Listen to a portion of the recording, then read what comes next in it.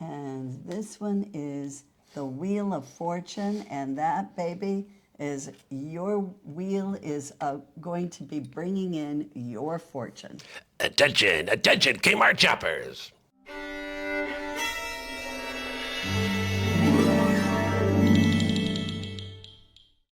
Welcome back to the channel for the recently deceased. We have a very special guest here today. Her name is Ann, and I'll be damned if I recall her face. You know what that's from? That's Gordon Lightfoot right there. Please welcome Ann Nichols to the show. Ann is a friend of mine, and she's a tarot card reader. Ann, you have the distinction of being the very first living guest I've ever interviewed on the program. Oh, thank you. You're welcome. Everyone so far has been like a ghost, goblin, or things that go bump in the night. But so you're the first person who's still alive. I feel so honored. You should be. And by the way, you're also the reason why I started this YouTube channel. That's right. She saw something in me that other people haven't. So you can thank for blaming. Yeah, she's the one to blame. And here at the Mystic Museum, you can actually buy several different decks of tarot cards. They have a Nightmare Before Christmas tarot deck, which I love. You can get the Macabre tarot deck, which comes in this lovely gothic coffin-shaped box. And my personal favorite, I'm not going to say the name. You can't say the name either, but you can read it on the box there. And this is written by Casey Gilly and illustrated by the wonderful, talented Abigail Larson. So check out her work. And you can get that here, but also, wherever they sell tarot cards and things like that. You work primarily at the Psychic Eye, is that right? In Sherman Oaks? Yes. In Sherman Oaks, yeah. So I'm sure you can buy tarot cards there as well. Oh, absolutely. Yeah. So just for, before we begin, for the people that at home watching this that might not be familiar with tarot, maybe you can explain a little bit what tarot is, the history of it, and how you started off as a tarot card reader. I don't really know how it all started, but I know that they had tarot cards in the medieval times, that's for sure, which oftentimes when somebody's asking me, gee, what's going to happen with can I buy an iPad or an iPhone? I have to remind my clients that these cards were developed in medieval times and those items did not exist back then. Yeah, it didn't start off as a deck used to tell the future, right? It started off as kind of like a bridge game. People would use the tarot cards as playing a game in the medieval times. And it wasn't until later. So. Yeah. Yeah, people looked at the suits and kind of put this esoteric, occult thing to it, right? Yeah. And probably they used it because the Roman Catholics didn't like that. Oh, yeah. Not a good thing. So that said, there's 4 different arcanas, and there are the major arcanas, there's the minor arcanas, and they are there to show you and to show the reader what is happening.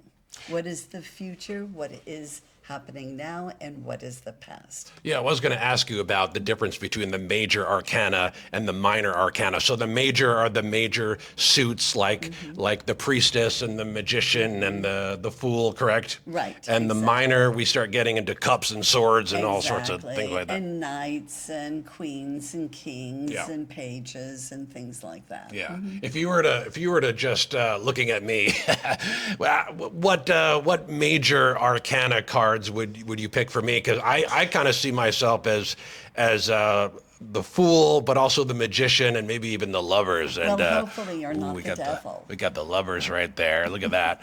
And look what they have for the devil card, the Inferno Room. Perfect. Yeah. I'd like to think that you're a Hierophant. A Hierophant? Yes. Explain what that is. A Hierophant is a wise person, somebody that you would look up to. So. I can't disagree with you there. Exactly. I always like to flatter my clients, okay? All right, so we're going to do a generic reading for the year 2026. This is the first video that I'll be posting in the new year. Happy New Year. And so you brought your deck here. We have the VJ deck right here. And we might be going back and forth between the two. So let's get started. Alrighty now, let's see what's going to be happening here. Oh, very interesting. Okay, I do a 5-card spread. I am one of those people that I will continue to do 5, 5, and 5. A lot of people do the Celtic cross, which is up and down and then up. But I did that when I first started doing readings, but I like this process a lot better. And what this is telling me already, what is going to happen in 2026 is, yeah, there is going to be conflict and fighting. The death card is there is change. So, death is actually transformation. It is not death. It is not bad. It is something that has to die so that something new can begin. The Five of Pentacles will be a woe is me, Five of Cups, woe is me. However, our last card, which is, thank God, the last card, is the Nine of Cups. And the Nine of Cups is your wish is granted. So we are going to be hoping after woe is me, that our wishes will be granted. But this also actually really coincides astrologically. There is going to be major changes. We've got Pluto in Aquarius. Yes, this is now the dawning and the age of Aquarius. And Pluto is transformation. Aquarius is definitely quick, dynamic, fire, air, energy. There's movement, fast growth, and a lot of things. A lot of people will be taking chances. The empowerment of the common person shall rise, which is that Nine of Cups. Our wish is granted. Is there a particular time of year, month? Are we looking at like spring or summer where things will take a turn for the better? It's going to be throughout the year. Okay, in February, there is going to be the solar eclipse. The solar eclipse is actually new beginnings. And that is going to, I feel, be very hopeful. And then 2 weeks later, there will be the lunar eclipse. And the lunar eclipse is the letting go. It is definitely things that need to go away or expire will be because the lunar eclipse. Now, the eclipses they take place over 3 months. So February, March, April is when we will be experiencing a lot of new, a lot of hope, and a lot of letting go. Five of Swords that's battle, but victory after the battle. Your wish is granted again. When you wish upon a star, your wish comes true. The Eight of Wands is things will start to move very quickly. Ten of Cups is the couple embracing underneath the rainbow of love. And Page of Wands is new creative beginnings. Again, it's kind of saying that there is going to be a struggle, people. There is going to be hard times, and we need to fight for our rights. And the star, though, is going to happen, and that is whatever we wish for, we will create. The Eight of Wands is when we really do start happening, when we really do start creating, everything is going to go fast. It's going to go really, really fast. So fasten your seatbelts. It's going to be a bumpy night. So you're optimistic then about the year going forward?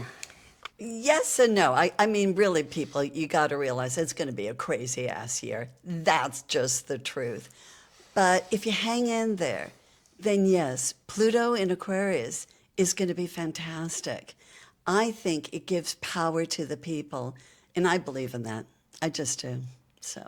I mean, I've seen the movie Hair. I know the right? Age of Aquarius is like, I think we I'm all get for it. naked, okay? Now, you just got back from Thailand. What was that like? Did you see any tarot card readers there? Yes, actually, I did on Phuket. Yeah. There really was a tarot reader there. And I did Google Translate, and I said, I do what you do for a living. And he said, let's swap. But I couldn't. I had to move on. I wanted to, though. I really did. So wait, yeah, it's not pronounced fuck it? No, it's not pronounced fuck it. So again, you can find these tarot decks here at the Mystic Museum in Burbank, and you can find Ann at the Psychic Eye The Psychic Eye Bookstore in Sherman Oaks. in Sherman Oaks, California, on Ventura Boulevard. And I will leave all of her information down in the show notes below. So be sure to check out the store and book a reading with Ann. Thank you. So I usually sign off by saying never trust the living. But in your case, I'm going to make an exception because I think you can trust this one. After all, like I said before, you're the first person I've had on the show who's not dead. So I trust her. You should too. And until next time, never trust the living except for Ann here. Bye.